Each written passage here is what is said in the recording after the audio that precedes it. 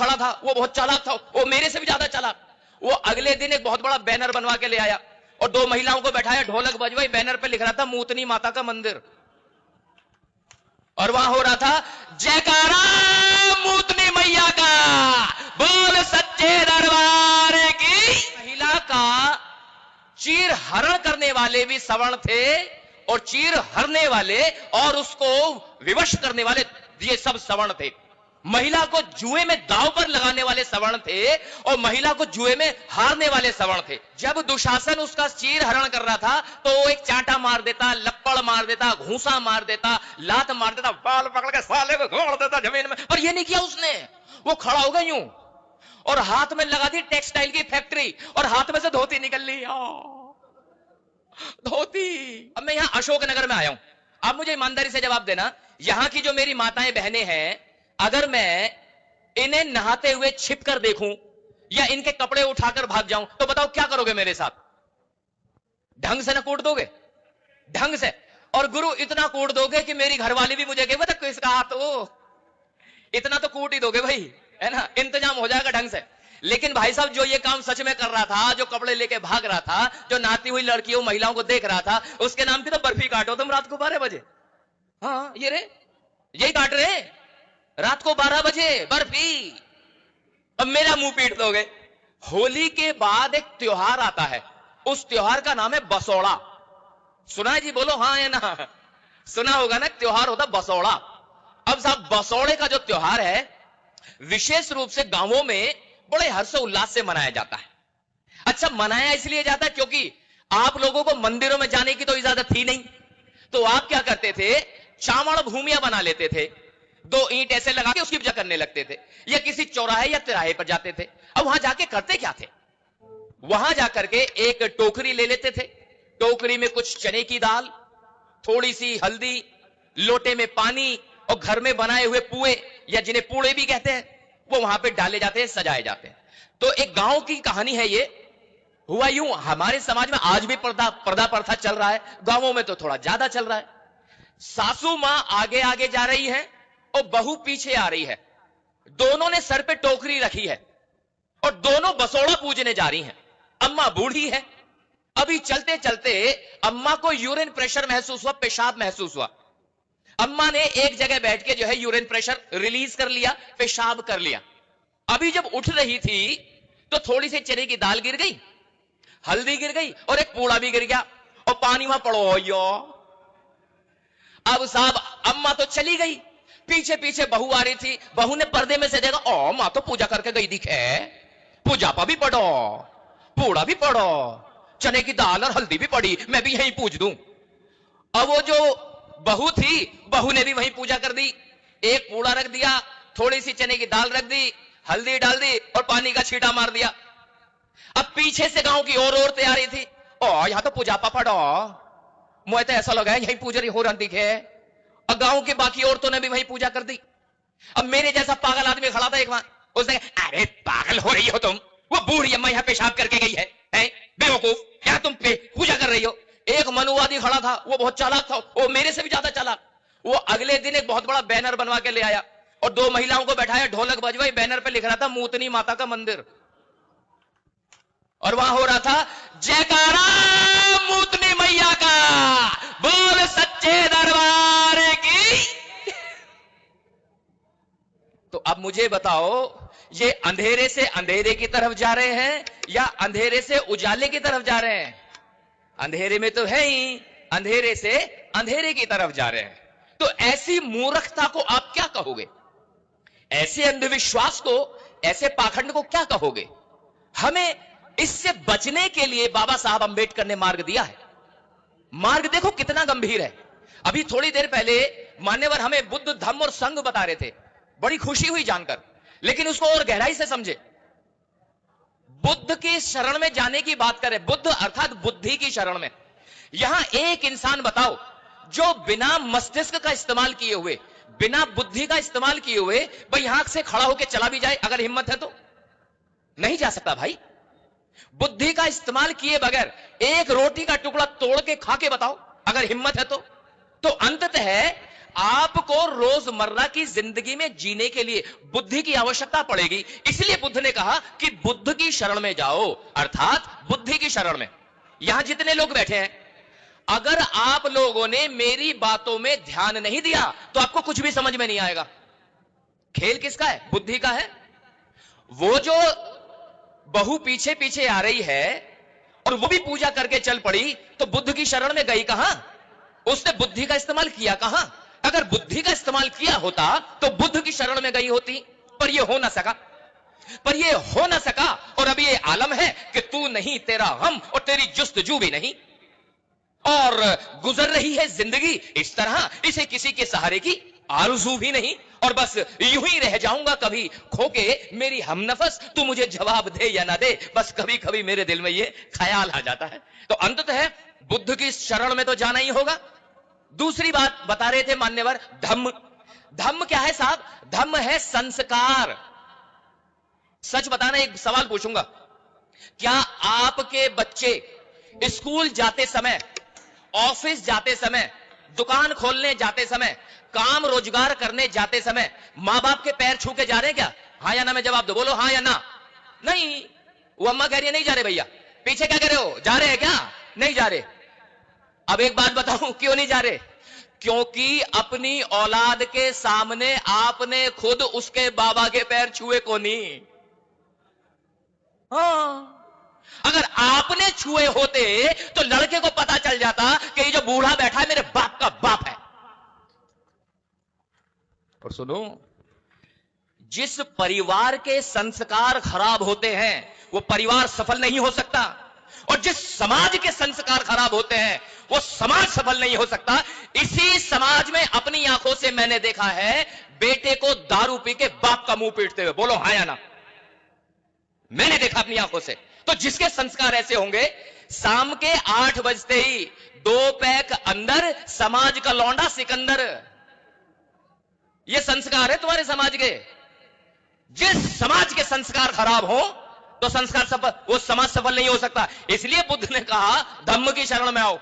धम्म की शरण में आओगे, अच्छे गुण ज्ञान संस्कार सीखोगे। एक बड़ा गंदा संस्कार मैंने अभी देखा, कहो तो बोल दूं आयोजक गण, बुरा लगेगा आपको, बड़ा खराब संस्कार।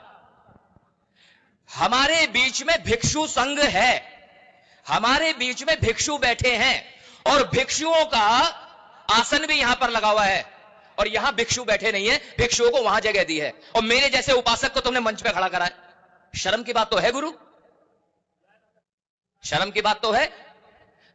तो जो इनका आसन था वो इनकी गलती है, वो फिर इनकी गलती है। अगर आपको बुलाया गया था और आप यहां नहीं आए, सम्मान स्वीकार नहीं किया, तो फिर भिक्षुगण की गलती है। संस्कार तो सत्य होने चाहिए। बुद्ध की शरण में जाओगे तो बुद्धि की शरण में जाओगे, धम्म की शरण में जाओगे तो संस्कार सीखोगे। और सुनो, संघ की शरण में तो जाना ही पड़ेगा, बच नहीं सकते। कैसे?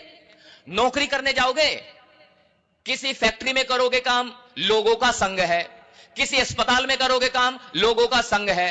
किसी सरकारी ऑफिस में काम करोगे, लोगों का समूह है। किसी प्राइवेट कंपनी में काम करोगे, लोगों का समूह है। हारी बीमारी ठीक कराने के लिए अस्पताल जाओगे, लोगों का समूह है। तो संघ की शरण में तो जाना ही पड़ेगा। और ये जो प्रोग्राम कर रहे हैं ये भी लोगों का संघ है, तो संघ की शरण में जाए बिना तो बात नहीं बने। और सुनो, आप जिस परिवार में रहते हो वो परिवार भी लोगों का संघ है। और सुनो, आपका मेरा जन्म एक इंसान से नहीं हुआ, 2 इंसानों के मिलने से हुआ, दोनों मिलकर संघ बनाते हैं। बात समझ में आ रही है? तो बुद्ध तो 2500 साल पहले भी सत्य थे और आज भी सत्य है, लेकिन हमें बुद्धि नहीं आ रही। हमें बुद्धि नहीं आ रही। हमें जैसा सिखाया गया हम वैसा मानते चले गए। हमें क्या सिखाया किताबों में?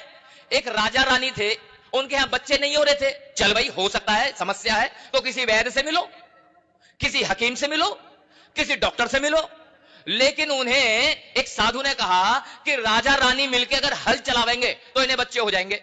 कि चलो भाई, बढ़िया बात है। अब राजा रानी ने मिलकर हल चलाया। अब जब हल चलाया तो हल एक जगह अटक गया। अब जब हल अटक गया तो वहां से मिट्टी खोदी गई। अब जब मिट्टी खोदी गई तो उसमें से घड़ा निकला। अब जब घड़ा देखा गया तो उसमें एक बच्ची थी, तोड़ के बच्ची को बाहर निकाला गया। उस बच्ची का नाम रखा गया सीता। मुझे एक बात समझ में नहीं आई। मैंने अपने गुरुजी से पूछा, उन्होंने कहा गुरुजी ये साले बच्चे खुदाई में निकलेंगे। बच्चे ना हो गए, आलू हो गए, आलू हो गए, मूली हो गए, गाजर हो गए, क्या ठेठर है भाई।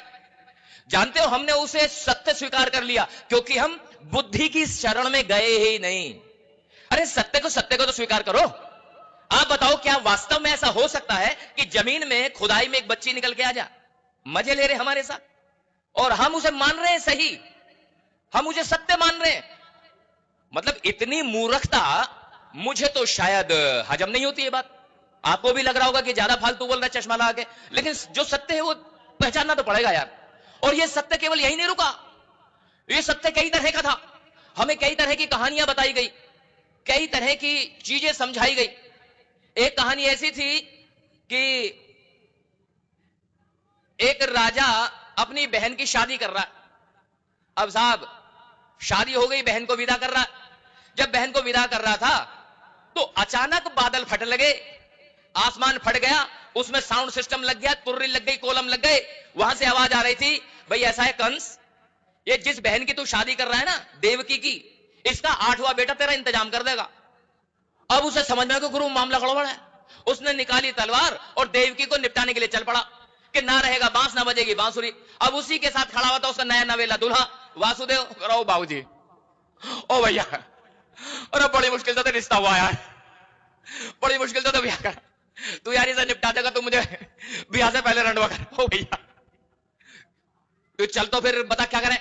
तो एक काम कर रहे हैं, मेरा जो हर बच्चा होएगा वो तुझे ही दे दूंगा। जब तक 8 बच्चे होंगे तुम मारता रहिए, निपटाता रहिए, बात खत्म हो जाएगी। तो ये ठीक है भाई। अब उसने उठा के दोनों को जेल में बंद कर दिया।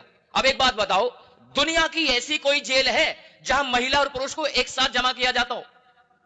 पुरुष अलग बंद होंगे और महिलाएं अलग बंद होंगी। वो कंस ने दोनों एक साथ जमा कर दिए। भैया वहां तो खेती बाड़ी शुरू होगी, वो एक साथ जमा कर दिए दोनों। अब साहब वो हर बार बच्चा पैदा हो, हर बार उसे दे दे। अब 8वें बच्चे के पैदा होने की कहानी आई। अब 8वां बच्चा पैदा होने वाला था। अब साहब अचानक ही ना जाने क्या हुआ, जब यहां बिजली भाग गई थी, वहां भी आंधी बारिश शुरू हो गई, बिजली भाग गई, दरवाजे खुल गए, खेल बिगड़ता चला गया। ऐसे में गुरु सेटिंग हो रखी थी इन लोगों की आपस में। अब जब सेटिंग हो रखी थी, वो लड़के को लेके निकल गया, कहीं जाना होगा उसे, और जहां जाना था वहां पहुंच गया। अब वहां किसी के यहां लड़की पैदा हो रखी थी, इन्होंने अदला बदली कर ली, लोंडा उधर दे दिया, लोंडिया इधर ले ली।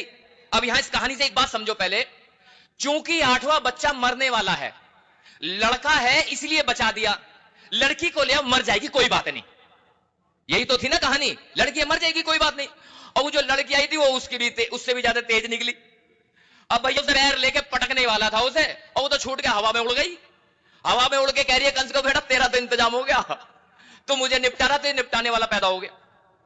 ऐसा हो सकता है कि एक बेटी को मारने के लिए फिर वो हवा में मुड़ जाए? संभव नहीं है। तो अंधेरे से अंधेरे की तरफ हम जा रहे हैं। खैर, अब वो जो बच्चा था ना, जिसे बचाया था आंधी बारिश तूफान में, वो बड़ा हो गया। अब मैं यहां अशोकनगर में आया हूं। आप मुझे ईमानदारी से जवाब देना, यहां की जो मेरी माताएं बहनें हैं, अगर मैं इन्हें नहाते हुए छिप कर देखूं या इनके कपड़े उठाकर भाग जाऊं, तो बताओ क्या करोगे मेरे साथ? ढंग से ना कूट दोगे? ढंग से। और गुरु इतना कूट दोगे कि मेरी घरवाली भी मुझे कहे तक इसका हाथ, ओ इतना तो कूट ही दोगे भाई, है ना, इंतजाम हो जाएगा ढंग से। लेकिन भाई साहब जो ये काम सच में कर रहा था, जो कपड़े लेके भाग रहा था, जो नहाती हुई लड़कियों महिलाओं को देख रहा था, उसके नाम की तो बर्फी काटो तुम रात को 12 बजे। हाँ ये रे, यही काट रहे रात को 12 बजे बर्फी। अब मेरा मुंह पीट दोगे, ये ठीक है, मेरा इंतजाम कर दोगे, लेकिन उसके नाम की आप बर्फी काटोगे। बात यही खत्म नहीं, वो बहुत तेज आदमी था। एक दिन क्या हुआ, न जाने कैसे उसकी उंगली में चोट लगी। जन क्या कर रहा उंगली के साथ, उंगली में चोट लग गई, उंगली में खून निकल गया। और वहां पे एक महिला खड़ी थी, उसका नाम था द्रौपदी। उसने अपनी चुन्नी फाड़ी, फटाक से उसको यहां पे वो बांध दी, पट्टी बांध दी। अब वो कहने लगा, भाई तुमने तो मुझे पोंची बांध दी, अब तो तुम मेरी बहन हो गई और मैं इस पोंची की लाज जरूर रखूंगा। अब साहब लाज रखने वाला वक्त आ गया। वो वक्त क्या था, जब पांडवों ने भरी सभा में द्रौपदी को सबके सामने निर्वस्त्र करने की योजना बनाई, कर रहे थे। ध्यान से सुनना, वहां उस सभा में क्या दलित थे? बोलो हां या ना। शूद्र थे? नहीं। अति शूद्र थे? नहीं। तो कौन थे? सवर्ण थे, बनिया बामन ठाकुर। तो महिला का चीर हरण करने वाले भी सवर्ण थे और चीर हरने वाले और उसको विवश करने वाले, ये सब सवर्ण थे। महिला को जुए में दांव पर लगाने वाले सवर्ण थे और महिला को जुए में हारने वाले सवर्ण थे। जब उस महिला के साथ ये चल रहा था तो उस महिला को उम्मीद हुई, क्योंकि वो वहीं खड़ा था जिसे पहुंची बंदी थी। अब उसके उम्मीद ये थी कि साजन के हाथ भेजी है पहुंची, वह पहुंची के ना पहुंची, वहां से खबर पहुंची तो यह पहुंची कि तेरी पहुंची ना पहुंची। वो पहुंची ना पहुंची तो फिर क्या हो गया? अगर मेरी मुंह बोली बहन को यहां पर कोई बेइज्जत करेगा, सगी नहीं मुंह बोली कह रहा हूं, मरने मारने के लिए अभी तैयार हो जाऊंगा भाई साहब। और वो तो पहुंची वाला भैया था, वहां पहुंची वाला भैया। जब दुशासन उसका चीर हरण कर रहा था तो वो एक चांटा मार देता, लप्पड़ मार देता, घूसा मार देता, लात मार देता, बाल पकड़ के साले को घोड़ देता जमीन में। और ये नहीं किया उसने, वो खड़ा हो गया यूं और हाथ में लगा दी टेक्सटाइल की फैक्ट्री और हाथ में से धोती निकल ली। धोती एक तरफ से चढ़ती धोती, दूसरी तरफ से उतरती धोती। हो सके ऐसा, हाथ में से निकल जाएगी धोती अंधेरे से अंधेरे की तरफ।